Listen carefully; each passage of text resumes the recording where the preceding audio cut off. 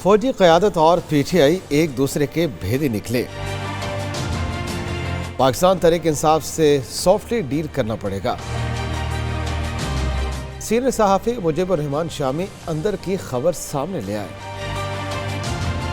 Senior सहाफ़ी और तज्ज़ियाकार मुजीबुर रहमान शामी ने कहा है कि पाक फौज का मौक़िफ़ वजन रखता है और पीटीआई की कुछ बातें भी दुरुस्त हैं। सॉफ्टली डील करना पड़ेगा। इसके अलावा मुल्क को आगे लेकर जाना मुश्किल ही नहीं बल्कि नामुमकिन भी हो जाएगा। फौजी क़यादत और पीटीआई एक दूसरे के भेदी हैं। दोनों एक दूसरे को अच्छी तरह जानते हैं और बहुत कुछ दोनों ने एक दूसरे के साथ मिलकर किया है और बहुत कुछ एक दूसरे से अलग होकर किया है। इसलिए मेरे ख्याल में दोनों को एक दूसरे पर गुस्सा निकालने की इजाज़त होनी चाहिए। इसमें कोई मजायका नहीं, बशर्तिया के दोनों मुस्तकबिल पर नजर रखें और गुस्सा निकालने के बाद कुछ तामीर पर भी तवज्जो दें। पाक फौज का मौक़िफ़ भी अपनी जगह वजन रखता है और पीटीआई की बातें भी दुरुस्त हैं। मुजीबुर रहमान शामी का मजीद कहना था कि जहाँ तक दहशतगर्दी का ताल्लुक है, इसमें कोई शुबा नहीं कि हमारी फौज ने बहुत कुर्बानियाँ दी हैं और मुसलसल कुर्बानियाँ दे भी रही है और हम अमन और सुकून से रह रहे हैं। तो हमारी फौज का इसमें बहुत अमल दखल है। खुदा न खास्ता हमारी फौज इस तरह आहनी दीवार बनकर खड़ी न होती तो हम आज इस तरह से इजहार ख्याल न कर रहे होते, न आपस में बैठकर सियासत का जायजा ले रहे होते। लेकिन इसके साथ साथ ये भी है कि एक बड़ी सियासी जमात को आप नजरअंदाज नहीं कर सकते या उसको दीवार से नहीं लगा सकते, उस पर डंडा नहीं चला सकते। उससे बातचीत करना पड़ेगी, उसके साथ सॉफ्टली डील करना पड़ेगा। जो गलतियां हैं उन्हें थोड़ा सा नजरअंदाज करना पड़ेगा, लेकिन इसके लिए दो तरफा मामला जरूरी है। पीटीआई को भी अपने रवैये पर नजरसानी की जरूरत है। अगर ऐसा हो जाए तो मेरे ख्याल में मामला आगे बढ़ सकता है। मुजीबुर रहमान शामी का मजीद कहना था कि पीटीआई हुकूमत के साथ मफाहमत का हाथ